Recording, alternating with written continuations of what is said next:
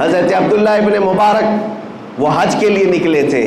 حج کے لیے اس وقت جب نکلتے تھے تو پیدل ہوتے, قافلوں پر جاتے, اونٹ اور گھوڑے کے سفر ہوتے. حضرت عبداللہ ابن مبارک سفر کے لیے نکلے خراسان سے, اور درمیان راستے میں ان کا قافلہ چل رہا تھا. ایک جگہ پر ان کا پڑاؤ ہوا رات کو, اور صبح جب بیدار ہوئے تو آپ اٹھ کر کے دیکھتے قریب میں ایک کچرا کا پورا کوڑا دان جہاں پر لوگ کچرے لا کر پھینکتے ہیں, ایک گڑھا تھا. وہاں پر ایک چھوٹی 8 سال کی بچی بیٹھی کچرے میں کچھ ڈھونڈ رہی تھی. ابن مبارک فرماتے میں قریب جا کر دیکھا ایک چھوٹی سی بہت خوبصورت بچی ہے, کچرا ڈھونڈ رہی ہے. تھوڑی دیر کے بعد اس کو ایک مری ہوئی چڑیا نظر آئی. وہ مری ہوئی چڑیا اٹھائی, اس کے پر وغیرہ نوچ کر کے وہ چبا کر کھانے لگی, اور تھوڑا سا اس میں بچا لیا اور بھاگنے لگی. ابن مبارک اس کو پکڑ لیتے, کہا اے بیٹی تیرا نام کیا ہے؟ اس نے مسلمان نام بتایا, اور کہا کہ کیا تجھے معلوم نہیں یہ مردہ کھا رہی ہے, تو یہ کچرے میں سے اٹھا کر مردہ کھا رہی ہے, مری ہوئی چڑیا. وہ بچی سر جھکاتی اور کہتی ہے اے بزرگ, کیا اسلام اس بات کی اجازت نہیں دیتا کہ 3 دن کی بھوک کے بعد میرے گھر میں کوئی چیز نہ ہو؟ میرا ایک معذور بھائی میرے گھر کے اندر سویا ہوا ہے, اور میں بھوک کی شدت کی وجہ سے 3 دن کے بعد اگر مری ہوئی چڑیا کھاؤں تو کیا اسلام اس کی اجازت نہیں دیتا؟ ابن مبارک کا دل سہم گیا. اس لڑکی کے ساتھ وہ اس کی جھوپڑی میں گئے, دیکھا تو معذور بھائی اس کا ایک لیٹا ہوا ہے اور ایک لڑکی ہے, کچھ بھی نہیں ہے گھر میں, کوئی چیز نہیں ہے. وہ مری ہوئی چڑیا کچرے کے کوڑے دان سے اٹھا کر کے کھا کر کے آئی. ان کا دل اتنا پسیج گیا. ابن مبارک اپنے قافلے میں آئے, جو زادے راہ وہ لے کر نکلے تھے, سامان پیسہ سب ایک گٹھری میں جمع کیا اور اس بچی کو دے دیا. کہا یہ تو لے لے, اب میں حج پر نہیں جا سکتا. اب سامان بھی نہیں تھا, مال بھی نہیں تھا, پیسہ بھی نہیں تھا. بیچ راستے میں اس چھوٹی سی بچی کو مالک بنا دیا اور قافلے سے واپس اپنے وطن چلے آئے, اپنے گھر آ گئے. خراسان جب واپس آئے, میرے عزیزوں, جو اس زمانے میں حج کرتا ہوگا اسے اندازہ ہوگا کئی دن تک تو پیسے جمع کرتے ہیں, کئی مہینے تک تو سفر کرتے تھے, لیکن درمیان میں اگر کوئی اپنا قافلہ چھوڑ کر کے وطن آ رہا ہو تو دل پر کیا گزرے گی. بہرحال اللہ تعالیٰ کی ایک بندی پر رحم کرتے ہوئے وہ واپس آ گئے. جب گھر آئے, حاجیوں کا قافلہ تو گیا, حج کیا, مدینہ طیبہ کی حاضری بھی ہوئی. وہ مہینوں کے بعد جب واپس آئے اپنے وطن, جو حاجی گئے تھے, گاؤں والے استقبال کے لیے کھڑے تھے. سبوں نے استقبال کیا, حاجی آئے ہوئے ہیں, حج سے آئے ہیں. تو ان حاجیوں کے استقبال کے بعد لوگوں نے پوچھا حج کیسا ہوا تمہارا, حج کی کچھ اپنی کاروائیاں بتاؤ, کیسا حج کیا.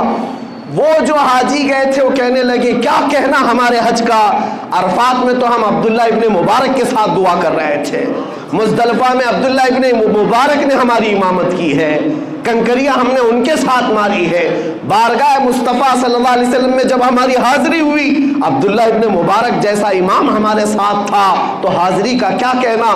ہر حاجی عبداللہ ابن مبارک کا نام لے رہا ہے. تو گاؤں والے تھے, پریشان تھے, حج کے دنوں میں تو عبداللہ ابن مبارک یہیں تھے, حج گئے نہیں, اور ہر حاجی کہہ رہا ہے کہ ہمارے ساتھ عبداللہ ابن مبارک. یہ کیا ماجرا ہے. لوگ آئے اور ان سے پوچھنے لگے عبداللہ ابن مبارک سے, کہا کہ یہ حاجی تو سب کہہ رہے ہیں مینا میں, عرفات میں, مزدلفہ میں آپ تھے, بارگاہ مصطفیٰ میں وہ آپ کے ساتھ تھے. عبداللہ ابن مبارک رونے لگ گئے, آنکھوں سے آنسو آئے, اور کہتے ہیں میرا رب بڑا کریم ہے, میرا رب بڑا کریم ہے, میں نے اس کی بندی پر رحم کیا کیا, میری شکل کا فرشتہ اللہ نے حج کے لیے بھیج دیا. وہ ابن مبارک کی شکل کا فرشتہ تھا جو ان کی طرف سے ارکان حج ادا کر رہا تھا, بارگاہ مصطفیٰ میں حاضری بھی دے رہا تھا. میرے عزیزو, یہی میں کہنا چاہتا ہوں, اگر دل کے اندر تمہارا احساس اسی سرزمین پر بیٹھے رہو گے لیکن حاضری مدینے میں ہوتی رہے گی, حضور اکرم صلی اللہ علیہ وسلم کے دربار میں پہنچتے رہیں گے, لیکن جو فزیکل حاضری ہے، مباشرتاً جسمانی حاضری ہے، اس کا مقام ہی کچھ اور ہے۔ جب نبی رحمت صلی اللہ علیہ وسلم کے دربار میں ایک حاجی پہنچتا ہے تو اس کے دل کی دنیا بدل جاتی ہے۔ ظاہر سی بات ہے، ایک بچہ ماں کے پاس جب آ کر سکون محسوس کرتا ہے، قسم رب ذوالجلال کی میں اپنے دل کی کیفیت بتاتا ہوں، ماؤں کے سینوں سے چمٹ جانے کے بعد وہ سکون نہیں مل پائے گا جو بارگاہ مصطفیٰ کی جالیوں کے سامنے کھڑے ہونے سے ملتا ہے۔ اس لیے کہ ایسا لگتا ہے یہ رحمت کے دونوں ہاتھ ہمیں اب ہمیشہ کے لیے تھام لیں گے، دنیا کے ہر کانٹے سے، ہر بلا سے یہاں پر ہمارے لیے حفاظت ہے۔ اللہ تبارک و تعالیٰ آپ سب کو بار بار بارگاہ مصطفیٰ کی حاضری نصیب فرمائے۔ حج بیت اللہ آپ سب کو بھی اللہ تعالیٰ عطا فرمائے۔ عزیزان گرامی وقار، میں آخری یہ میسج ضرور دوں گا کہ اگر نہیں جا سکے عمرہ پر، حج پر، تو تمنا تو رکھو، لیکن جب بھی رات آئے، جب بھی شب ہونے لگے یا گناہ ستانے لگے تو ایسا نہ کرنا کہ ڈاکٹر کے پاس بھاگتے رہے، دل کا علاج کرتے رہے، بی پی شوگر تو بڑھتا ہی رہا لیکن روح بیمار ہوتی رہی۔ ایسا نہیں، جب گناہ زیادہ ہو جائیں تو میرے عزیزو تنہائی میں بیٹھو اور میرے مصطفیٰ کو یاد کرو، بارگاہ مصطفیٰ میں حاضری دے کر کے یوں کہو، یا رسول اللہ بد ہیں تو آپ کے، بھلے ہیں تو آپ کے، ٹکڑوں پہ یہی کے پلے ہیں، رخ کدھر کرے۔ اور رات کے وقت تنہائی میں ہمارے بزرگوں نے ہمیں یہی درس دیا ہے کہ ایک بار یوں کہہ دینا، میں مجرم ہوں آقا مجھے ساتھ لے لو، میں مجرم ہوں آقا مجھے ساتھ لے لو، کہ رستے میں ہیں جا بجا تھانے والے، چمک تجھ سے پاتے ہیں سب پانے والے، میرا دل بھی چمکا دے چمکانے والے۔ بارگاہ مصطفیٰ میں جس دن تمہاری یہ آواز لگ جائے گی انشاءاللہ، وہ مدینے والے اتنے غیرت مند ہیں، اتنے غیرت مند ہیں کہ امام شرف الدین بوصیری کو جب لقوہ ہو گیا تھا، فالج ہو گیا تھا، انہوں نے رات کو سونے سے پہلے غم میں یہ اشعار لکھے تھے، مولا صلی وسلم دائما ابدا علی حبیبک خیر الخلق کلہم۔ یہ قصیدہ بردہ کے اشعار لکھ کر کے وہ سوئے تھے، امن تذکری جیران بذی سلمی مزجت دمعا جرا من مقلت بدمی، لیکن مقدر جاگا، خواب میں میرے آقا تشریف لائے اور خواب میں ہی امام بوصیری کے جسم پر ہاتھ پھیرا اور اپنی ایک چادر عطا کی۔ شرف الدین بوصیری کہتے ہیں صبح جب میں اٹھا تو دیکھا نہ مجھے لقوہ ہے، نہ فالج ہے، نہ پیرالائز ہے، میں صحیح سلامت ہوں، اور خواب میں میرے آقا نے جو چادر دی تھی وہ میری گود میں ابھی بھی پڑی ہوئی تھی۔ وہ جب عطا کرنے پر آئے تو بے حساب عطا کرتے ہیں، اتنا دیا سرکار نے مجھ کو جتنی میری اوقات نہیں، یہ تو ان کا کرم ہے ورنہ مجھ میں تو ایسی بات نہیں۔ عزیزان گرامی، اللہ کریم ہم سب کو بارگاہ مصطفیٰ کا ہمیشہ وفادار بنا رکھے۔ رب کریم آپ سب کو بری بیماریوں سے محفوظ فرمائے، ہر طرح کی آفت و بلا سے اللہ محفوظ فرمائے۔ وآخر دعوانا ان الحمدللہ رب العالمین۔ حجر کہتے ہیں پتھر کو، حجر اسود آپ نے سنا ہوگا۔ حجر جو ہے پتھر کو کہتے ہیں، اصحاب الحجر کا اس میں نام ہے، یعنی پتھر والے لوگ، وہ ایک قوم تھی، ان کا تذکرہ اس میں آیا ہے۔ اور سورۃ النحل دوسری سورہ ہے جس کا مطلب ہے شہد، شہد کے نام سے پوری قرآن میں سورہ ہے، وہ دونوں کا تذکرہ قرآن پاک میں آیا ہے، اور دونوں بہت عجیب و غریب چیزوں کا ذکر ہے۔ یہ اصحاب الحجر کون تھے؟ پتھر والے لوگ۔ یہ ایک ایسی قوم تھی، بہت اونچے چوڑے لمبے لوگ تھے، بڑے طاقتور لوگ تھے، اور ان کا کام یہ تھا کہ پورے پتھر کے پہاڑ کو ہاتھوں سے تراش کر کے اپنا گھر بنا لیتے تھے۔ یہ معمولی بات نہیں ہے، یعنی پتھر کو ڈیزائن کرنا، تراشنا، اور اس کے اندر جو ہے دروازے بنانا، کمرے بنانا، سب پہاڑ کے اندر ہی ہوتا تھا۔ باقی کوئی چیز اینٹ سیمنٹ سے جس طرح دیواریں بنائی جاتی ہیں نہیں ہے، یہ وہ آج بھی ان کے بنائے ہوئے گھر موجود ہیں۔ مدائن صالح اس کو کہا جاتا ہے، سعودی عرب میں یہ شہر موجود ہے الاولا نام سے۔ اب ان لوگوں نے اس کو پکنک پوائنٹ بنا دیا ہے۔ پہلے وہاں کوئی جاتا نہیں تھا، لیکن اب ہر چیز میں پیسہ چاہیے تو اس کو بھی ٹورسٹ پلیس کے طور پر کھول دیا گیا ہے۔ تو یہ حضرت صالح علیہ السلام کی قوم ہے۔ تو جب حضرت صالح علیہ السلام ان کے پاس آئے اور ایمان کی انہیں دعوت دی، ایک تو وہ طاقتور تھے, پہاڑوں کو تراش کر گھر تو بنا لیتے, لیکن ایمان سے محروم تھے. حضرت صالح علیہ السلام نے ایک خدا کی طرف دعوت دی, اللہ کی عبادت کرو اور دوسرے بتوں کی پوجا, یہ فلاں فلاں چیزیں چھوڑ دو. انہوں نے کہا آپ جھوٹ بولتے ہیں, یہ سب چیزیں ہوتی نہیں ہیں. وَلَقَدْ كَذَّبَ أَصْحَابُ الْحِجْرِ الْمُرْسَلِينَ. کذبہ کا مطلب ہوتا ہے جھٹلا دیا. حضرت صالح علیہ السلام کو سیدھے سے انہوں نے نکار دیا, کہا کہ آپ نبی نہیں ہیں, آپ کوئی نبی ہیں, کوئی رسول ہیں. تو بہرحال حضرت صالح علیہ السلام کنٹینیو دعوت دیتے رہے. تو اس قوم نے کیا کہا جانتے ہیں؟ ہم تو اپنے ہاتھوں سے پہاڑ کو تراشتے ہیں تو گھر بن جاتا ہے, آپ اگر سچ میں اللہ کے نبی ہیں تو اس پہاڑ سے کوئی زندہ جانور نکال کر کے دکھا دیجیے آپ, پہاڑ کے یعنی پتھروں سے. تو حضرت صالح علیہ السلام کو چیلنج کیا تھا لوگوں نے. نبی صالح علیہ السلام ایک پتھر کے پاس آئے اور اس پتھر کو آپ نے ہاتھ مارا تو اس پتھر سے ایک اونٹنی پیدا ہوئی, اور وہ بھی حاملہ اونٹنی, چلتی تھی, پھرتی تھی, ساری چیزیں. آپ کو میں یہ بات بتا دوں کہ جانور سے جانور کا پیدا ہونا یہ نیچرل ہے, اور کسی پتھر سے ایک جاندار پیدا ہو جانا, اس کو کیا کہیں گے؟ یہ معجزہ ہے. اب یہاں پر میں رک کر کے آپ کو یہ بتا دوں, کچھ لوگ یہ کہتے ہیں یہ سب کہانیاں ہیں اسلام میں, جیسے ایتھسٹ, ان کے بہت اعتراضات ہیں کہ معجزہ ایسا کیسے ہو سکتا ہے, چاند کیسے پھٹ گیا. آپ کہتے ہیں یہ سب تو آپ کی بنائی ہوئی باتیں ہیں, یہ معجزے کو نہیں مانتے کہ نیچر کے خلاف ایسا نہیں ہو سکتا. ہم کہتے ہیں نیچرل چیز آپ کو یہ لگتی ہے, لیکن کچھ چیزیں ایسی ہوتی ہیں جس کو سپر نیچر کہا جاتا ہے. قانون سے بھی بڑھ کر کے کوئی چیز ہوتی ہے, قانون سے بڑھ کر کے, یعنی کوئی چیزیں ہیں دنیا میں, کچھ قانون ہے. میں آپ سے پوچھتا ہوں, گریویٹی کا قانون پتہ ہے نا؟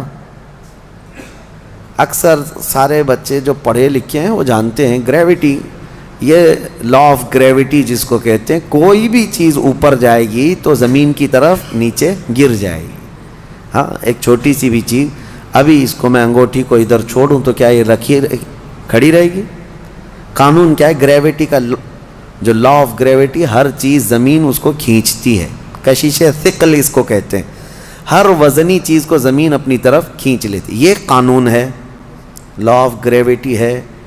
لیکن اس کے برخلاف بھی تو ہم دیکھ رہے ہیں ہزاروں کلو کے وزن کی ایروپلین ہوا میں اڑتی ہے, اس کو زمین کیوں نہیں کھینچ لیتی؟ یہ کچھ لا آف گریویٹی سے بڑھ کر کے کوئی انسان ہی نے بنایا نا, اور دنیا اس کو ایکسیپٹ کر رہی ہے. ہونا تو یہ چاہیے, پانی میں ایک چھوٹا سا تنکا بھی ڈال دو, کیا ہوگا؟ پانی میں اندر چلا جائے گا. لیکن ہزاروں ٹن وزن لے کر کے کچھ شپ, کچھ جہاز پانی پر ایسے ہی تیرتے ہوئے جاتے ہیں, انسانوں کو بھی لے کے چل رہے ہیں, سامان کو بھی لے کے چل رہے ہیں. تو قانون جو ہے اس سے ہٹ کر کے بھی تو کچھ چیزیں ہوئی ہیں نا دنیا میں, ہو بھی رہی ہیں. تو معجزہ جو ہوتا ہے وہ سپر نیچر ہے, اور یہ بھی اللہ کے نبیوں سے ہے. جب لوگ ان سے مطالبہ کرتے ہیں تب اللہ تعالیٰ اپنے نبی کو یہ اختیار دیتا ہے, اور وہ نبی اپنی طاقت سے ایسا معجزہ دکھاتے ہیں. اب پتھر سے اونٹنی کا پیدا ہونا یہ معجزہ ہے. ان کو, بعض لوگوں کو یہ ہضم نہیں ہوگی بات اور سمجھ میں نہیں آئے گی. ان سے کہو اگر سمجھ میں آ جائے تو معجزہ ہی نہیں ہے. اگر سمجھ میں آ جائے, معجزہ وہ ہے جو عام انسان کی سمجھ میں نہ آئے. عام انسان کی سمجھ میں نہ آئے وہ کیا ہے؟ معجزہ. حضرت صالح علیہ السلام نے کر کے دکھایا. اب وہ اونٹنی چرتی بھی تھی, آتی بھی تھی, یہ صاف نشانی دیکھ رہے تھے وہ لوگ, کفار و مشرکین. لیکن ہوتا ہے نا کچھ لوگ جو انت بھکت ہوتے ہیں, گوبر بھکت ہوتے ہیں, ان کو ہزار صاف نشانیاں دکھیں, نہیں نہ ایمان لانا نہیں ہے. انکار کر دیا انہوں نے, کہا کہ یہ نہیں ہو سکتا.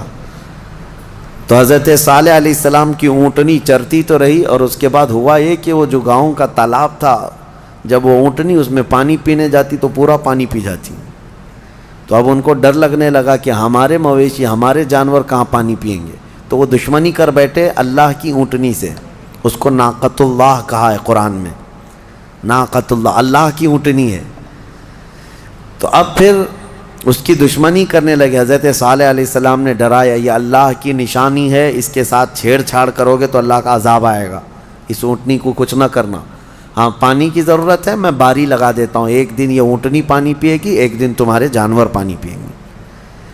اس طرح باری لگی, سب کو پانی ملتا تھا, لیکن اس کے باوجود یہ قوم سمود جو غرور اور گھمنڈ میں مبتلا تھے, انہوں نے ایک دن حضرت صالح علیہ السلام کی اس اونٹنی کو پکڑا اور تیر مار کر کے اس کو قتل کر دیا, اس کو مار دیا. جب اونٹنی جیسی ہی ختم ہو گئی, اللہ کا عذاب آنا تھا.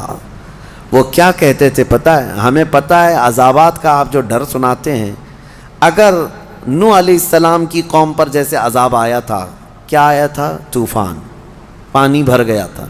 اگر آسمان سے بارش بھی نازل ہو, طوفان بھی آئے, تو ہمیں کچھ فرق نہیں پڑے گا, کیونکہ ہم بہت اونچے پہاڑوں پہ رہتے ہیں. پتھر کے پہاڑ اس کے اندر رہتے تھے, پہاڑ تو نہیں بہیں گے.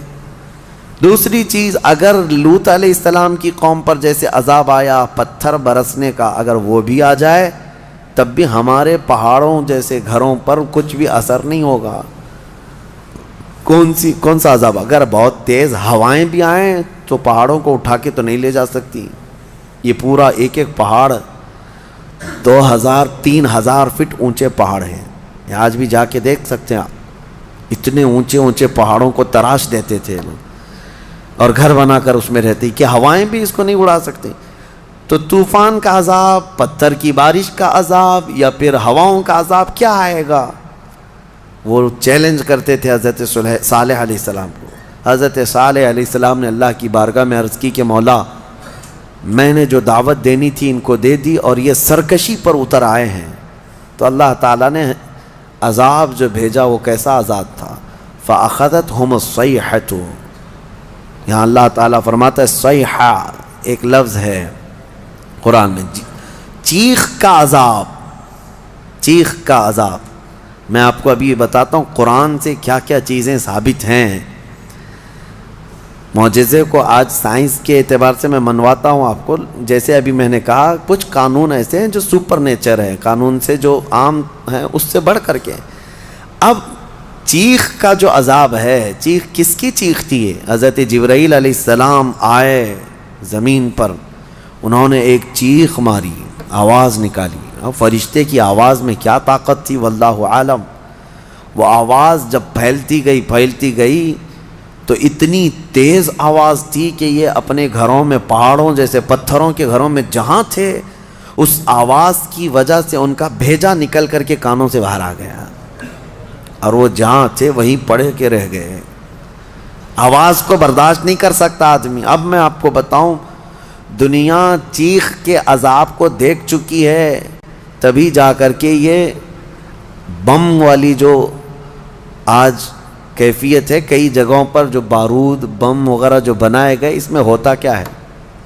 صرف آگ نہیں لگتی ہے بلکہ اس میں آواز ہے, اور جتنی تیز آواز ہوتی ہے اتنی تیز ہلاکت ہوتی ہے. جتنے بم بنائے جاتے ہیں, ایٹم بم ہوں یا اور بھی دوسرے, اس میں بہت سخت قسم کی آواز, جب وہ بم پھٹتا ہے تو یہ آس پاس کی چیزیں جو ٹوٹتی ہیں یہ بارود کی وجہ سے نہیں ٹوٹتی, صرف اس آواز کی وجہ سے ٹوٹتی ہیں. آواز کے اندر یہ طاقت ہے.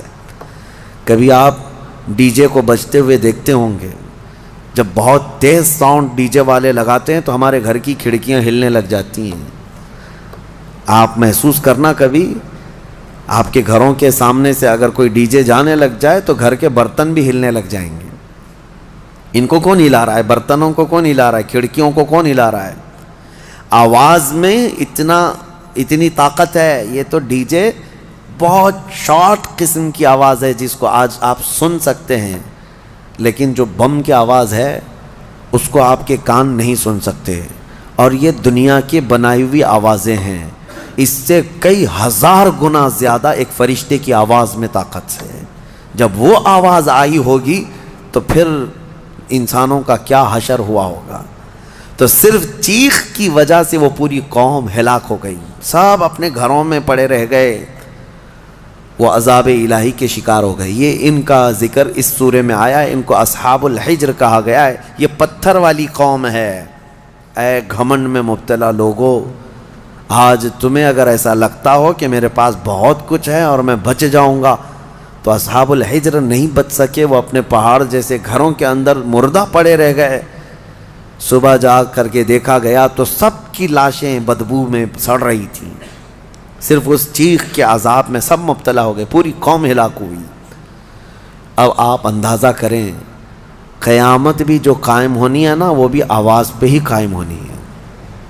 آواز, یہ آج دنیا کو اچھی طرح سے پتہ ہے کہ ساؤنڈ کے اندر کتنا پاور ہے, اور آواز کے ذریعے سے ہی پوری دنیا کو ختم کیا جائے گا. کیسے؟ حضرت اسرافیل علیہ السلام سور پھونکیں گے. سور ایک باجے جیسی شکل کی ایک چیز ہے. یہ اسرافیل علیہ السلام ایک فرشتے ہیں اللہ کے, وہ ہاتھ میں لے کر کھڑے ہیں انتظار میں کہ جب مولا کا حکم ہوگا اس کو بجائیں گے. جیسے ہی اس کو پھونکنے لگیں گے دنیا میں آواز پھیلے گی. پہلے ہلکی ہلکی ہلکی ہوتے ہوئے وہ آواز اتنی بڑھ جائے گی کہ لوگ پہلے اس آواز کو سنتے ہوئے بے ہوش ہو جائیں گے. پھر اسی آواز پر پوری دنیا کی موت ہو جائے گی. ایک بھی باقی نہیں رہے گا, ایک بھی باقی نہیں رہے گا. اس سور کی آواز پر سارے کے سارے پورے روئے زمین پر جتنے انسان ہیں وہ سب کے سب مر جائیں گے. یہ قیامت قائم ہونے کا منظر ہے. پھر اللہ تبارک و تعالی زمین میں زلزلے پیدا فرمائے گا, اور پھر یہ پہاڑ سب پورے اڑنے لگ جائیں گے. زمین ختم کر دی جائے گی, ساری چیزیں ختم کر دی جائیں گی. پھر اللہ تبارک و تعالی جو میدان قیامت قائم فرمائے گا, پھر اس میں سارے انسانوں کو جمع کرے گا. تو سور پھونکا جائے گا, اور سور کی آواز بہت تیز ہوگی. لیکن الحمدللہ آپ نہ گھبرائیں, ہمارے اوپر نہیں آنی ہے قیامت, کیونکہ فرمایا گیا قیامت جو ہے کسی بھی مومن پر نہیں آئے گی. اس وقت کوئی مومن باقی نہیں رہے گا, مسلمان نہیں رہے گا. قیامت جو سور پھونکی جائے گی, اور اس وقت جو سارے لوگ ہلاک ہوں گے, اس میں ایمان والے لوگ نہیں رہیں گے. ایمان والے بہت پہلے ہی دنیا سے جا چکے ہوں گے. اب آپ اندازہ کرو, جب سارے ایمان والے ختم ہو جائیں تبھی قیامت کو آنا ہے, اور جب تک مومنین زندہ ہیں قیامت نہیں آئے گی. یہ روایات سے ثابت ہے. تو بہرحال سور کی بھی آواز ہی ہے, آواز کا پاور ہے, اور قیامت بھی اسی میں قائم ہونی ہے.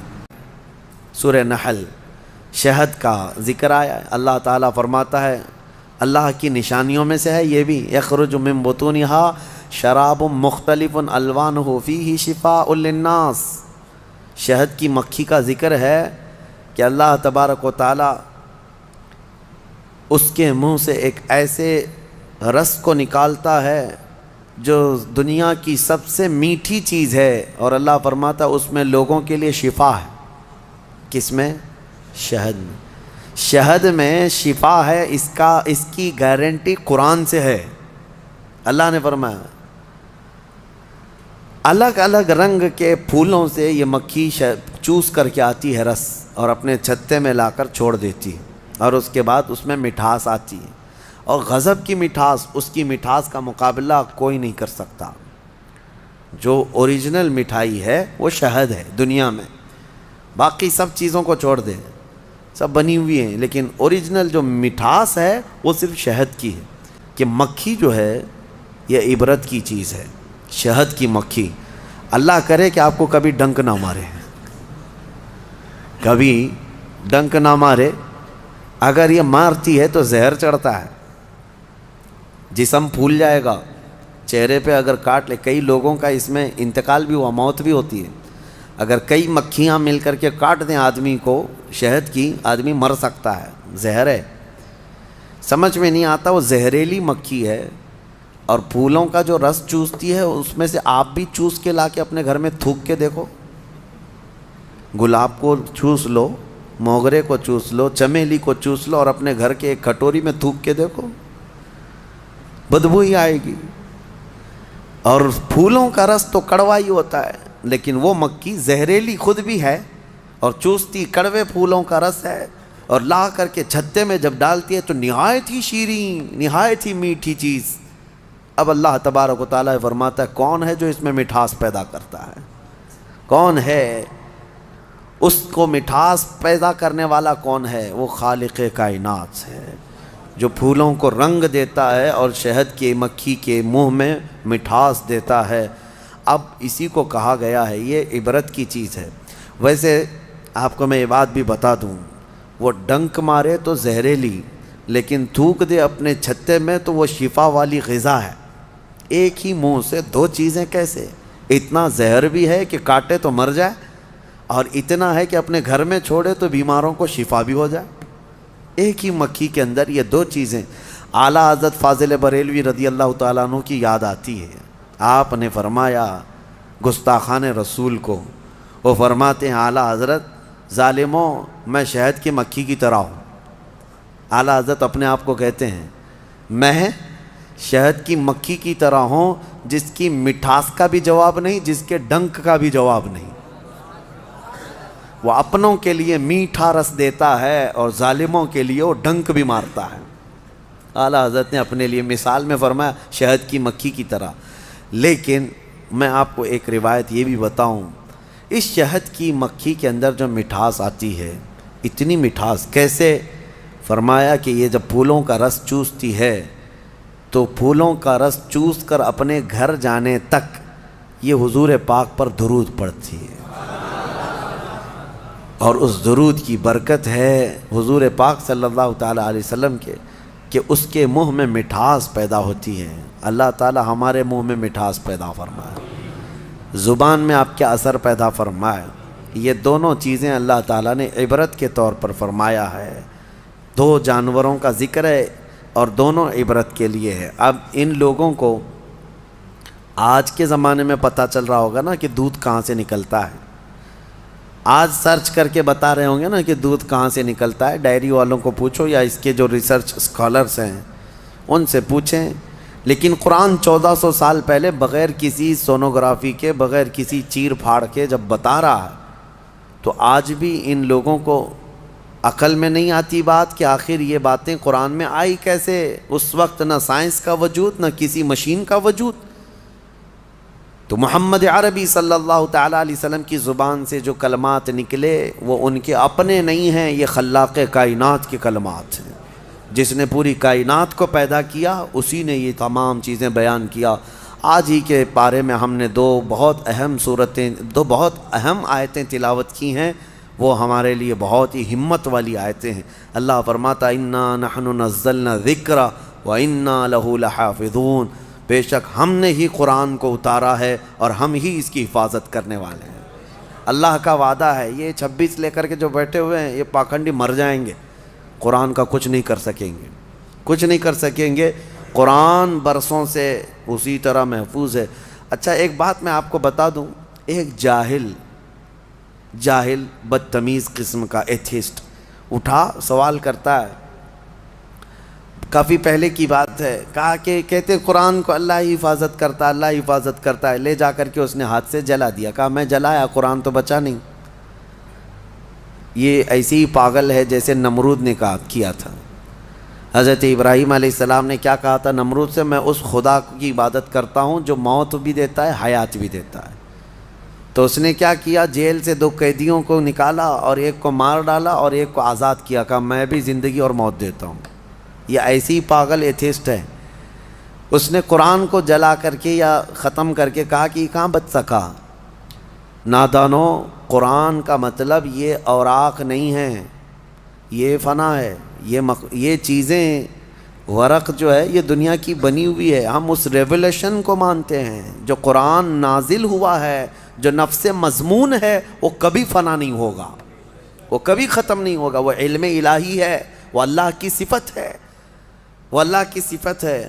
قرآن میرے سینے میں ہے، ان کے سینے میں ہے، یا ورق پر ہے، یہ سب چیزیں جا سکتی ہیں، یہ چیزیں جا سکتی ہیں، لیکن وہ ریولیشن، وہ نزول قرآن کا وہ کبھی ختم نہیں ہوگا۔ اس کے متعلق ہم کہتے ہیں تم 100 نہیں، 1000 نہیں، 1,00,000 جلا لو اوراق، اور آگ کو جلانے کا مطلب یہ سمجھتے ہیں کہ قرآن جلا دیا، قرآن ختم ہو گیا.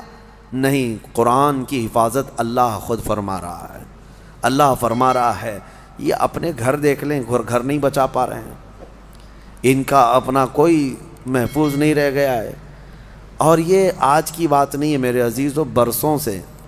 ایک سوال یہ بھی آتا ہے کہ قرآن وہی آتھینٹک ہے یا نہیں. اس سے قبل بھی میں پہلی ہی تفسیر میں اس کو بتا دیا تھا جب شروع کیے تھے ہم لوگ. یہ سوالات یہ ملحدین کی طرف سے آتے ہیں، بددین ایتھسٹ جو ہیں، ناستک لوگ، وہ کہتے ہیں کہ کیسے پتہ. ہم نے یہی کہا کہ اگر اس کے خلاف تمہارے پاس کوئی ثبوت ہے کہ کوئی دوسرا بھی قرآن تھا تو لا کے دکھا دو. 1400 سال سے کہاں سوئے ہوئے تھے سارے لوگ؟ ایک ہی قرآن کیوں ہے پوری دنیا میں جو الحمدللہ سے شروع ہوتا ہے والناس پہ ختم ہوتا ہے؟ وہ کہیں کا بھی ہو، امریکہ کا ہو، انڈیا کا ہو، افریقہ کا ہو، پاکستان کا ہو، عرب کا ہو، کہیں پر بھی جاؤ قرآن آپ کو یہی ملنے والا ہے. حتیٰ کہ ہمارے درمیان سینکڑوں فرقے ہو گئے ہوں گے، ہر فرقے میں قرآن یہی ہے، یہی قرآن ہے. شیعوں کے ہاں بھی، دیوبندیوں کے ہاں بھی، اہل حدیث کے ہاں بھی، چاہے جتنے بھی مکاتب فکر دنیا میں ہیں، فرقے ہیں، سب کے پاس قرآن یہی ہے، یہی قرآن ہے. تو کوئی الگ قرآن کیوں نہیں ملتا؟ یہ ان کے لیے سب سے بڑا سوال ہے کہ اتنے تواتر تک، یعنی لاکھوں لوگوں کا ایک چیز پر جمع ہونا دنیا میں محال ہے، کوئی ایک تو اگینسٹ ہوگا. اب مسئلہ یہی ہے نا کہ قرآن کے خلاف یہ اس لیے زہر اگلتے رہتے ہیں کہ کبڑا یہ چاہتا ہے کہ پوری دنیا کبڑی ہو جائے. وہ یہ نہیں چاہتا کہ میری پیٹھ صحیح ہو جائے، وہ یہ چاہتا ہے کہ دنیا میں سب ویسے ہی دکھتے رہیں جیسے میں کبڑا ہوں. ہاں، خود کے گھروں کی کتابوں کا حال تو یہ ہے کہ بیچارے یہاں ایک الگ پبلش ہوتی ہے، وہاں ایک الگ پبلش ہوتی ہے، سب کے روایتیں بدلی ہوئی ہیں، اس کا مضمون الگ ہے، اس کا مضمون الگ ہے. بائبل پتہ نہیں مارکیٹ میں کتنی ملتی ہے، الگ الگ ہے. ویدوں میں تبدیلیاں ہیں، پران میں تبدیلیاں ہیں، شرح لکھنے والوں میں الگ الگ باتیں ہیں. تو ظاہر سی بات ہے دنیا میں دوسری کتابوں کو انہوں نے دیکھا تو سوچتے ہیں قرآن بھی ایسا ہی ہے. میں یہ کہتا ہوں ترجمے 1000 ہو سکتے ہیں، تفسیریں 1000 ہو سکتی ہیں، لیکن قرآن کا وہ نفس مضمون ایک ہی رہے گا، قیامت تک ایک ہی رہنے والا ہے. اور یہی اللہ کا وعدہ ہے، ہم نے ہی قرآن کو اتارا ہے اور ہم ہی اس کی حفاظت کرتے ہیں. ہاں، اور دوسری آیت جو میں کہہ رہا ہوں، 2 آیتیں ہم نے پڑھی ہیں. دوسری آیت ہے وَنَزَّلْنَا عَلَيْكَ الْقُرْآنَ تِبْيَانًا لِكُلِّ شَيْءٍ. اللہ فرماتے ہیں ہم نے قرآن میں ہر چیز کا واضح بیان کر دیا ہے، واضح بیان کر دیا.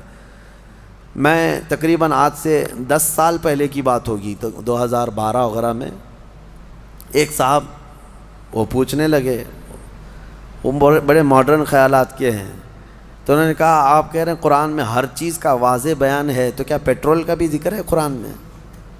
اور پتہ نہیں پیٹرول ہی شاید اس کو زیادہ اچھا لگتا ہو یا پیٹرول پیتا ہو. میں نے کہا پیٹرول کیا؟ اللہ نے فرمایا ہر چیز کا واضح بیان ہے، ہر چیز کا واضح بیان ہے. ہم نے ان سے پوچھا تمہیں پتہ ہے سمندر میں موتیاں ہیں؟ پتہ ہے نا، سمندر میں ہی ہوتی ہیں نا موتیاں. کہا ہاں ہے.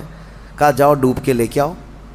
کہا ہمارا کام نہیں ہے. کہا کس کا ہے؟ وہ جوہری کا کام ہے جو غوطہ لگاتا ہے. کہا یہی قرآن میں ہر چیز کا بیان ہے، اس میں غوطہ لگانے کا کام اماموں کا ہے جو مجتہدین ہیں، ائمہ مجتہدین ہیں، علماء صالحین ہیں. جس کا جیسا علم ہوگا وہ غوطہ لگاتا ہے اور قرآن سے نکالتا ہے. ارے سیدنا عبداللہ ابن عباس سید المفسرین صحابی ہیں، حضور سے سب سے زیادہ قرآن کی تفسیر سیکھنے والے. وہ کہتے ہیں قرآن کے علم کے بارے میں اگر میرے اونٹ کے گلے کی رسی بھی گم ہو جائے تو میں قرآن سے ڈھونڈ لوں گا. ہاں، قرآن سے ڈھونڈ لوں گا.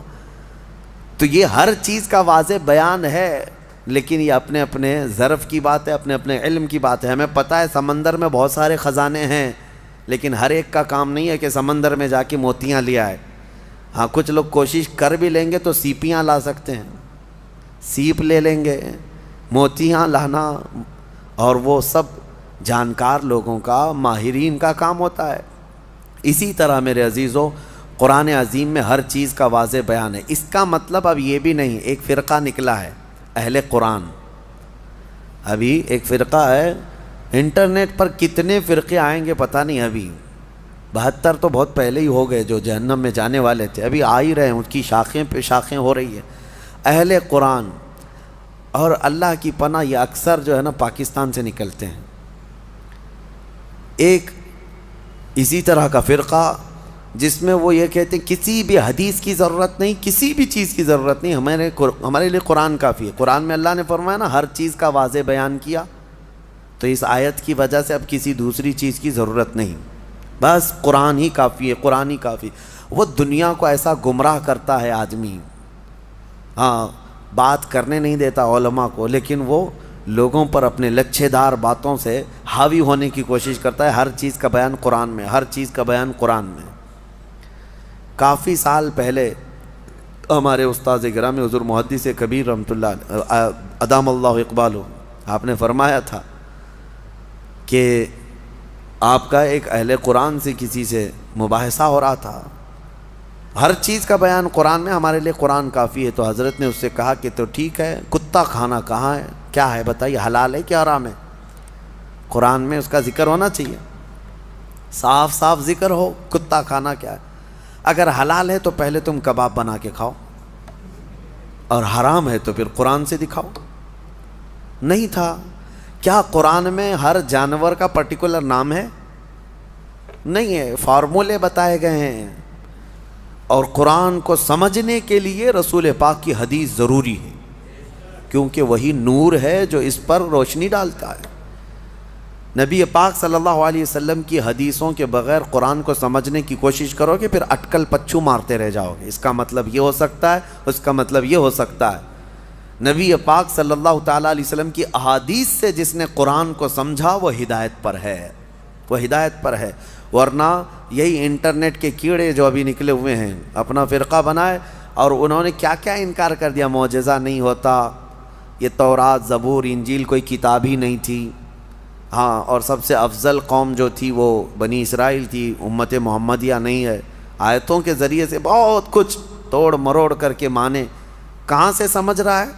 اس سے سوال کرو تو کہا ہم اپنی عقل سے سمجھتے ہیں، عقل سے سمجھتے ہیں، ان کو حدیث کی ضرورت نہیں، حدیث کا لفظ تک نہیں لیتے، وہ کہتے ہیں عقل سے، ہم اپنی عقل سے سمجھتے ہیں، اللہ نے ہم کو اتنی ہدایت دی۔ اگر ان سے صرف ایک سوال کر لیں، ایک سوال کر لیں، سب چیزیں تمہارے لیے قرآن ہی کافی ہے نا۔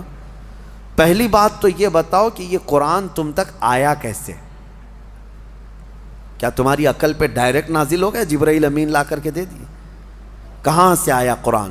اس کی آتھینٹسٹی چاہیے، تو ان کو بولنا پڑے گا، ان کو بولنا پڑے گا کہ رسول اللہ پر نازل ہوا، اور اس کو جمع کس نے کیا؟ کس نے کیا؟ عام لوگ جانتے ہیں، صحابہ اکرام نے جمع کیا۔ اب صحابہ اکرام سے تابعین میں آیا، تابعین سے پھر اولیاء امت میں آیا، یہ ایسے ہی چلتا چلتا قرآن ہمارے تک آیا نا۔ اب یہ صاحب یہ بیچ کے سارے سند ہٹانا چاہتے ہیں، نہیں، ہم کو ڈائریکٹ چاہیے۔ اگر تم یہ صحابہ کرام اور یہ تابعین کے سلسلے کو ختم کرو گے تو قرآن کی سند بھی نہیں رہ جائے گی، قرآن کی سند بھی نہیں رہ جائے گی۔ قرآن کو اگر تم حقانیت والا کتاب مانتے ہو تو یہ ماننا پڑے گا اس کو ہم تک پہنچانے والی جو ذاتیں ہیں وہ نبی پاک صلی اللہ علیہ وسلم کے سچے غلام ہیں، اور انہوں نے ہی حضور کی حدیثیں بھی بیان کی، اور قرآن کی تشریح بھی انہوں نے ہی ہمیں سمجھایا۔ اسی لیے قرآن کو اپنی عقل سے نہیں بلکہ صحابہ اور تابعین کی سمجھ سے ہمیں سمجھنا ہے۔ ابھی لوگوں کو بڑا آسان ہے، آیت سمجھنا ہے گوگل کر دو، اور گوگل لا کر کے دیا، اور گوگل کتنی جگہ گلیوں میں پھنساتا ہے۔ صرف اس پر ڈیپینڈ مت رہو۔ ہاں، میں یہ نہیں، اس کا انکار نہیں کرتا کہ اس میں کچھ نہیں ہے، لیکن یہ آتھینٹک ہے یا نہیں، اس کو سمجھنے کے لیے پھر تمہیں علماء حق کی ضرورت ہوگی۔ آج جو فارورڈ ہو رہے ہیں نا سارے میسیجز، حدیث حدیث حدیث کہہ کر وظیفے وظیفے وظیفے، اس کے لیے بھی کیا تمہارے پاس اتنی عقل ہے کہ حقیقت میں یہ بخاری کی حدیث ہے یا نہیں؟ کیسے پتا تمہیں؟ یہ مسلم شریف کا اس میں ریفرنس دے دیا، کیسے پتا تمہیں؟ ایک بات یاد رکھو، قیامت تک جتنی بھی ٹیکنالوجی آ جائے لیکن علماء صالحین جو اصول جانتے ہیں ان کے محتاج ہی رہیں گے۔ امام غزالی رحمۃ اللہ علیہ فرماتے ہیں اگر علماء اس زمین پر نہ ہوں تو انسان سب جانور ہیں، وہ صرف جانوروں کی طرح گھومتے رہ جائیں.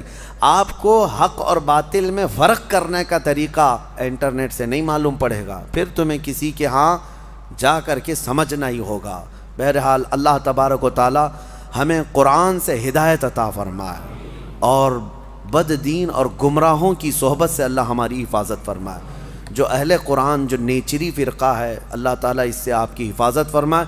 جنہوں نے فرشتوں کا انکار کر دیا, شیطان کا انکار کر دیا, اور جنت کا, دوزخ کا, حساب کا, کتاب کا, سب چیزوں کا انکار کر دیا. وہ کہتے ہیں جو چیز نہیں دکھتی وہ ہوتی نہیں ہے, جو چیز دکھتی نہیں ہے وہ ہوتی نہیں. وہ جتنی دکھتی ہے اتنی ہی وہ مانتے ہیں, جتنی وہ دکھتی ہے ان کو اتنی مانتے ہیں. 9 مہینے تک اپنی بیوی کے پیٹ میں بچہ بھی نہیں مانتے. جب تک آیا نہیں دنیا میں تب تک بچہ ہے نہیں. ہاں, دکھنے والی چیز ہی ان کو یقین کرنا. اور دوسری ایک عجیب سی بات ہے, جتنی چیزیں دکھتی اسی پر ایمان لاتے ہو, اسی کو سمجھتے ہو, پھر یہ بھی کہتے ہو کہ گیلیکسی میں جو ہے اتنے سٹارز ہیں, کیا کیا ہیں اس میں, بہت سارے یہ ستارے گناتے سیارے ہیں. ہاں, اور پھر ان کے سولار سسٹم کے جو سٹارز ہیں وہ کہاں سے انہوں نے لا کے دکھایا. کیا ہر آدمی دیکھ رہا؟ آپ نے دیکھا یورینس, نیپچون, پلوٹو, یہ سب پتہ ہے نا سب آپ لوگوں کو؟ آپ جا کے دیکھ کے آئیں سولار سسٹم میں جو ستارے سائنس دکھا, دیکھ کر کیا ہے؟ نہیں, لیکن سب مان رہے ہیں. ہے کس نے کہا؟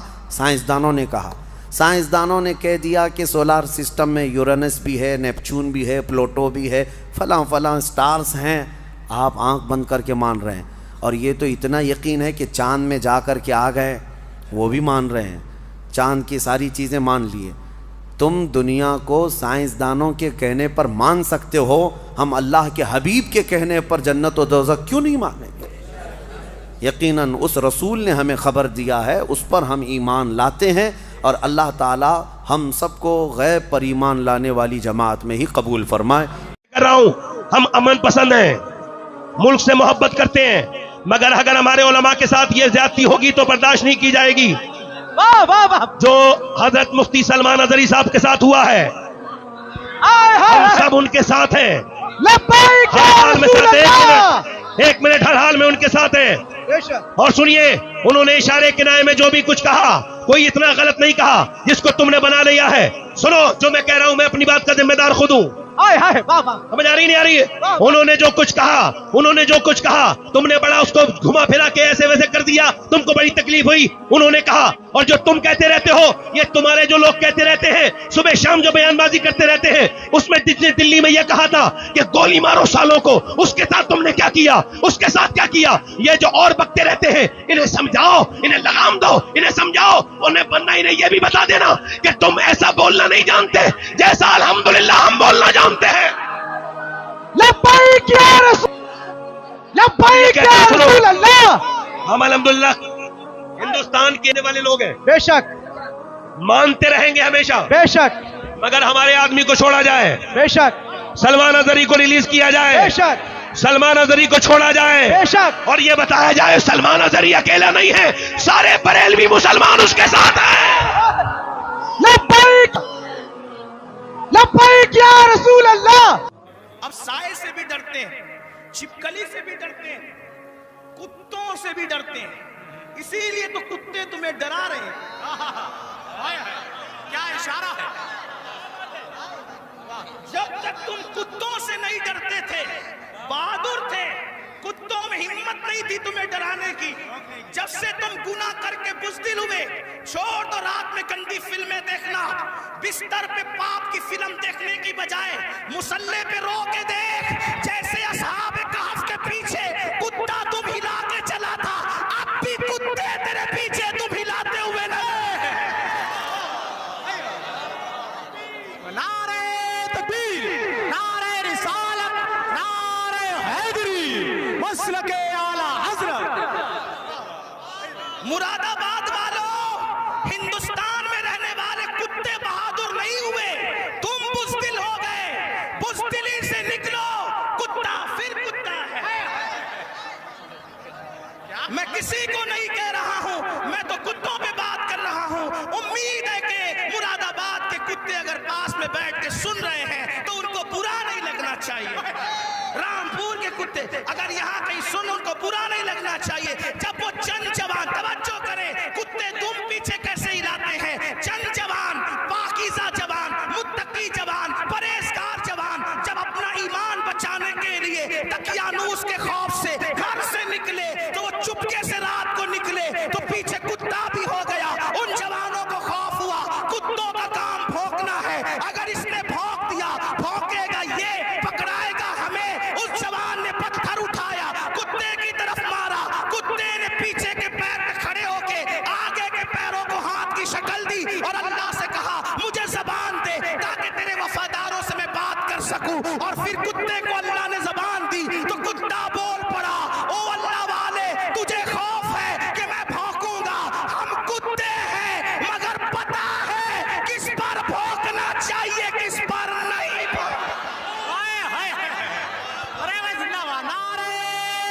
मुसलमान की, हर ईमान वाले की जिम्मेदारी है कि वो इस वक्त जाग जाए, बेदार हो जाए, भरपूर ताकत के साथ हमें और आपको आवाज उठाना है। और अगर हजरत मुफ्ती सलमान अजहरी साहब क़िबला को रिहा करने में ताखीर की गई तो हम इस मसले में जर्रे के बराबर समझौता नहीं करेंगे। डरेंगे नहीं, दबेंगे नहीं, झुकेंगे नहीं, छुपेंगे नहीं, बल्कि मुल्क भर में जेल भरो आंदोलन शुरू करेंगे ताकि बातिल ताकतें जान लें कि किसी भी कीमत पर एक कलमा पढ़ने वाले सच्चे आशिक रसूल को जेल की चहार दीवारी के अंदर कैद नहीं किया जा सकता। अल्हम्दुलिल्लाह हम मोमिन हैं, हुजूर के सच्चे गुलाम हैं। हमने हर जमाने में यही नारा दिया है कि मोहम्मद से वफा तूने तो हम तेरे हैं, ये जहां चीज है क्या लौह कलम तेरे हैं।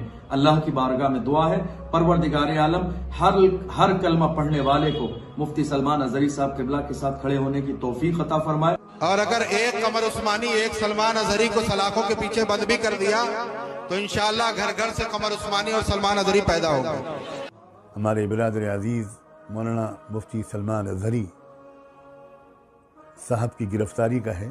जितने सख्त अल्फाज में इसकी मजम्मत की जाए वो कम है। पूरी कौम की तरफ से मैं मुफ्ती सलमान अजहरी साहब के साथ इजहार हमदर्दी करता हूँ और उम्मीद करता हूँ कि आने वाले दिनों में पूरे मुल्क को और तमाम मजलूम तबकात को उनसे और उन जैसे लोगों से मज़ीद रहनुमाई हासिल होगी। ये एक इम्तिहान और एक आजमाइश है जिसमें इस वक्त वो मुब्तला हैं। हम सब दिलो जान से दुआगो हैं कि अल्लाह ताला जल्द अज जल्द उनकी रिहाई मुक़द्दर फरमाए और बाइज़्ज़त तौर पर वो तमाम इल्ज़ामात से बरी हों। मेरे अजीज़ों, अब बात मैं करता हूँ हुज़ूर पाक सल्लल्लाहु अलैहि वसल्लम की रहमतुल लिल आलमीन की। मुझे कभी कभार गम भी होता है, इस बात का दुख भी होता है कि हम जिस ज़माने में जी रहे हैं आज भी उस रसूल पर जुल्म किया जा रहा है। उस रसूल परवरदिगार, रसूल रहमतुल लिल आलमीन हुजूर पाक सल्लल्लाहु ताला अलैहि वसल्लम जो अपनी ज़िंदगी पाक में भी मशक्क़तें उठाते रहे, जिस रसूल को ताइफ वालों ने पत्थर मारे थे या हुजूर अकरम सल्लल्लाहु अलैहि वसल्लम पर मशक्क़तें ढाई थीं, उस रसूल पाक को 1400 साल गुजरने के बाद आज भी हिंदुस्तान की सरजमीन से गालियों की बौछार हो रही है। आज भी जुल्म किया जा रहा है, फिर भी दुनिया ये कहती है कि ये दहशतगर्द है। आज तुमने जितनी गालियां मेरे नबी को दी, मैं समझता हूँ किसी भी धर्म की मुक़द्दस शख्सियत को इतनी बातें नहीं कही गई होंगी, किसी भी नहीं। मुझे बताओ यहूदियों की जो मुक़द्दस शख्सियात है उनसे कौन छेड़छाड़ करता है? ना हमने आज तक गाली दी, दूसरे भी नहीं। ईसाई और यहूदी लड़ते रहते थे, अलग बात है। ईसाई जिनको मुक़द्दस मानते हैं उनको कौन गालियां देता है? प्लस हिंदू जिनको मुक़द्दस मानते हैं, हम कहाँ उन्हें गालियां देते हैं? लेकिन एक मजलूम शख्सियत है रसूल मुख्तार सल्लल्लाहु अलैहि वसल्लम की, आज भी दुनिया अपने निशाने पर रखी हुई है। कार्टून बनाना है, इन्हें कोई दूसरा नहीं मिलता, रसूल की ज़ात मिलती है। इन्हें मस्खरा करना है, जोक बनाना है, हुजूर की ज़ात मिलती है। इन्हें गालियां भपकियां देना है, हुजूर की ज़ात मिलती है। आज कितने कमज़ोर हो गए ये करोड़ों मुसलमान, कितने कमज़ोर हो गए करोड़ों मुसलमान। वो उर्वा बिन मसूद की बात मुझे याद आती है, जिसको جس کو قاصد بنا کر کے لوگوں نے بھیجا تھا کہ جاؤ دیکھاؤ محمد نے کتنی طاقت جمع کی. عروہ بن مسعود یہ قاصد بن کر کے آئے تھے دشمنوں کی طرف سے, اور حضور صلی اللہ علیہ وسلم کی طاقت دیکھنے آئے تھے کہ یہ للکارتے ہیں قیصر و کسریٰ کو بھی, سپر پاور کو بھی, ہے کتنی ان کے پاس طاقت. کیا دیکھا تھا انہوں نے؟ کیا دیکھا تھا؟ جنگی ہتھیار دیکھا تھا حضور کے ساتھ؟ صحابہ کے ساتھ بہت بڑے ہتھیار دیکھے تھے؟ نہیں, بلکہ وہ کہتے ہیں میں نے دیکھا مغرب کی اذان ہوئی, محمد صلی اللہ علیہ وسلم وضو کے لیے نکلے ہیں, وضو کا پانی لایا گیا, وضو جیسی کرنے لگے صحابہ ارد گرد ایسے جمع ہو گئے اتنی بڑی تعداد میں. وہ محمد صلی اللہ علیہ وسلم وضو کے لیے ہاتھ دھوتے ہیں, کلی کرتے ہیں, ناک میں پانی چڑھاتے ہیں, چہرہ دھوتے ہیں. وہ عروہ بن مسعود دور کھڑے ہو کر دیکھ رہے ہیں اور کہتے ہیں میں نے دیکھا حضور کے جتنے صحابہ ہیں وہ کوئی اپنا دامن سامنے کیا ہے, کوئی ہاتھ سامنے کیا ہے, حضور کے چہرے کے پانی کو سب اپنے ہاتھوں میں لیتے ہیں, کوئی اپنے دامن پہ لیتا ہے. ایک قطرہ بھی حضور کے وضو کا نیچے گرنے نہیں دیا صحابہ نے, یا تو اپنے دامن پر لیا یا ہاتھوں پر لیا اور چہرے پر مل لیا. جو پانی جس کو زیادہ ملا وہ اپنا پی لیا. حضور پاک صلی اللہ علیہ وسلم کا لعاب پاک بھی اگر کلی میں نکلا ہے صحابہ نے پی لیا. عروہ بن مسعود یہی دیکھ کر واپس گئے اور اپنے گرو گھنٹالوں سے کہا کہ چھوڑ دو محمد سے لڑنے کی بات. کہا کیا ہے ان کے پاس ہتھیار؟ کہا ہتھیار تو میں نے بہت نہیں دیکھا لیکن دیوانوں کی ایک فوج دیکھا ہے, ان کی تعظیم ایسے کرتے ہیں, قیصر و کسریٰ کے دربار میں بھی میں نے ایسی تعظیم نہیں دیکھا. ارے وہ دیوانے ایسے ہیں محمد صلی اللہ علیہ وسلم کے وضو کے قطرے کو بھی گرنے نہیں دیتے, ان کے ناک کا پانی, ان کی کلی کا پانی, ان کے جسم کا پانی اپنے بدن پر لیتے ہیں, ہاتھوں پر لیتے ہیں, چہرے پر مل لیتے ہیں. یہ قوم کب رسول کا خون گرنے دے گی؟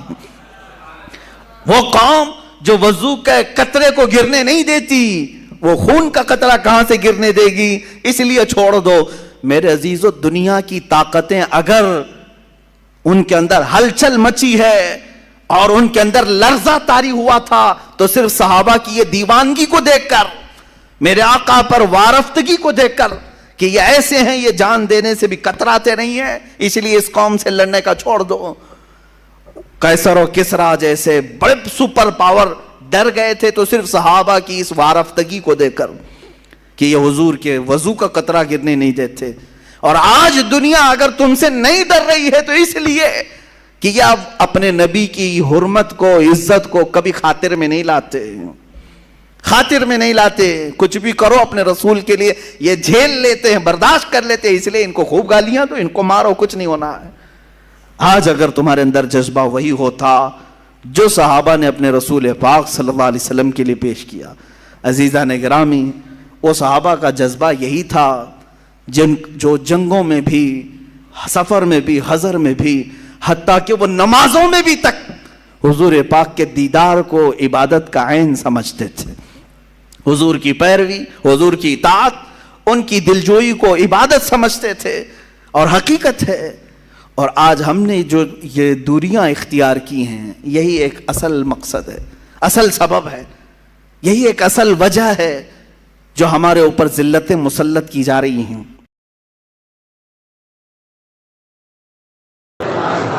ایک واقعہ آپ کو معلوم ہونا چاہیے, میلاد کے موسم میں کیا ہوا تھا جب نبی پاک صلی اللہ علیہ وسلم کی ولادت پاک ہوئی. حضور اکرم صلی اللہ تعالیٰ علیہ وسلم کی ولادت جس سال ہوئی عام حالات میں نہیں تھی, بلکہ سال بھر عجیب و غریب واقعات پیش آئے تھے پوری دنیا میں, جس کو ارحازات کہا جاتا ہے. حضور اکرم صلی اللہ علیہ وسلم کی ولادت کے سال جو عجیب و غریب واقعات پیش آئے ان میں سے ایک یہ ہے کہ عرب کی سرزمین جو کئی سالوں سے بارش نہیں برستی, آج بھی اس سال اتنی بارش ہوئی تھی کہ پورے عرب کی سرزمین میں سبزے اگ گئے اور لوگوں کی خوشحالیاں بڑھ گئیں. جو کئی سالوں سے قحط سالی کے شکار تھے سب ختم ہو گئیں. اس سال عرب میں جتنے بھی مکہ مکرمہ میں بچے پیدا ہوئے ہر ایک کے گھر میں لڑکا ہی پیدا ہوا. یہ عجیب و غریب چیزیں تھیں, ارحاسات اس کو کہتے ہیں. اور ایران میں ملک فارس میں ایک ندی ہے جس کو بحیرہ ساوا کہتے ہیں, بحیرہ ساوا. یہ اچانک خشک ہو گئی ندی، بہتی ہوئی ندی اچانک راتوں رات خشک ہو گئی، سوکھ گئی. اور ایک بحر سماوا جو کئی سالوں سے سوکھی ہوئی ایک ندی تھی وہ اچانک جاری ہو گئی، لبالب پانی بھر گیا.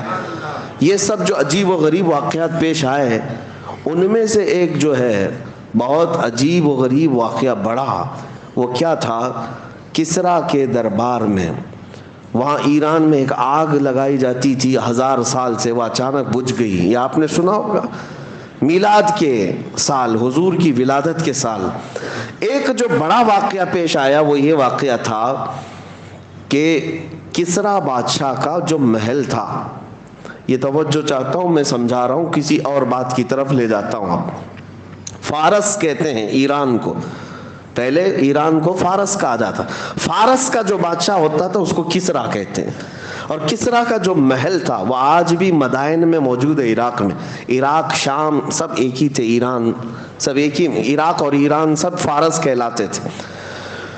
تو یہ فارس کا قلعہ، کسریٰ بادشاہ کا جو قلعہ تھا بہت بڑا، اور اس کو اس بات پر ناز تھا کہ دنیا کی بڑی بڑی طاقتیں میرے قلعے کو نہیں توڑ سکتی، ہلا نہیں سکتی. اس کا یہ غرور تھا، اس کا یہ اعلان گھمنڈ میں رہتا تھا بادشاہ کا. لیکن ربیع الاول شریف کے اس موسم میں حضور پاک صلی اللہ علیہ وسلم کی ولادت کے دن 12 ربیع الاول کو اچانک وہاں پر ایک زلزلہ آیا اور اس کی دیوار میں اتنا بڑا شگاف، اتنی بڑی پھٹن، دراڑ جو اس قلعے کے اندر ایسی پیش آئی کہ ایک آدمی دیوار میں سے آ جا سکتا ہے، گزر سکتا ہے. آج بھی موجود ہے، آج بھی عراق میں وہ موجود ہے. دیوار شق ہو گئی ہے اور آدمی اس میں سے داخل ہو سکتا ہے اتنا زیادہ، لیکن گرا نہیں، محل گرا نہیں ہے لیکن دیوار پھٹ گئی ہے. اور یہ اتنا عجیب واقعہ تھا، جیسے دنیا کو غرور تھا ٹائٹینک جہاز ڈوب نہیں سکتا، ڈوب گیا. اسی طرح سے کسریٰ کے محل کے بارے میں یہ اندازہ لگایا جاتا تھا کہ بڑے سے بڑا زلزلہ بھی جو ہے اس دیوار کو ہلا نہیں سکتا، اتنا مضبوط انہوں نے بنایا تھا. اب اسی سے اندازہ کرو 2000 سال گزرنے کے بعد آج تک وہ قلعہ محفوظ ہے، تو اس زمانے میں کتنا مضبوط رہا ہوگا. لیکن جب صبح ہونے کے بعد قلعے کی دیوار پھٹی دیکھا بادشاہ نے، تو سارے لوگوں کو بلایا گیا. یہ ہوا کیا؟ نجومیوں کو بلایا گیا، اپنے علم سے معلوم کرو، پتہ چلو ایسا میرے محل میں ہوا کیوں. اچھا، جو کنگورے لٹکے ہوئے تھے 14 کنگورے، وہ سب زمین پر گر پڑے تھے. یہ اچانک نہیں ہو سکتا، ایسا کیسے ہوا؟ تو نجومی سب کاہن جو جوتش ہیں، اٹکل پچو تو مارتے تھے لیکن کبھی کبھار تیر لگتا بھی تھا. تو وہ اپنے ستارے کے علم کے مطابق دیکھتے ہیں اور بادشاہ کسریٰ سے کہتے ہیں یہ جو کچھ بھی ہوا ہے، ہمارا علم تو یہ کہتا ہے کہ عرب میں کوئی بچہ پیدا ہوا جو تمہاری سب سلطنت ختم کرنے والا ہے، اور اس کی سلطنت اور اس کا قبضہ سب پر قائم ہونے والا ہے. ہم نے علم نجوم کے اعتبار سے یہ پایا ہے آج ایک بچہ ایسا پیدا ہوا ہے جس کو امام زمن نے کہا تھا نا، آئی نئی حکومت سکہ نیا چلے گا، عالم میں رنگ بدلا صبح شب ولادت. اب یہ کیا ہوا؟ یہ ذہن میں واقعہ رکھو، کس کے قلعے کے اندر دراڑ آئی؟ فارس کا قلعہ. فارس کا قلعہ کب آئی، کب ہلی دیوار؟ ولادت کے دن، حضور کی ولادت کے دن. پتہ یہ چلا حضور کی ولادت کے دن اچھے اچھے قلعوں میں زلزلہ آتا ہے اور دیواریں پھٹ جاتی ہیں. تو اعلیٰ حضرت اب اس واقعے کو ذکر کرتے ہوئے کہتے ہیں، سنو تمہارے درمیان اب اس مسئلے کو واضح کر دیتا ہوں، حشر تک ڈالیں گے ہم پیدائش مولا کی دھوم. ہم میلاد کی دھوم ہر سال نہیں، ہر دن مناتے رہیں گے. اور ہوگا کیا؟ یاد رکھو، مثل فارس کی طرح اب نجد کے قلعے گراتے جائیں گے. مکہ میں حضور کی پیدائش ہوئی تھی، فارس کے قلعے میں دراڑ آ گئی تھی، اور اب یہاں مدن پورہ میں بیٹھ کر میلاد منائیں گے، نجدی قلعے بھی ہلتے نظر آئیں گے.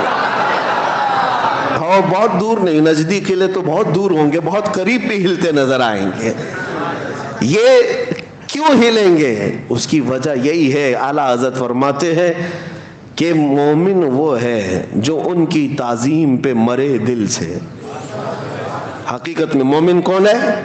مومن وہ ہے جو ان کی تعظیم پہ مرے دل سے. نجدی بھی تو کرتا ہے ان کی تعظیم مرے دل سے.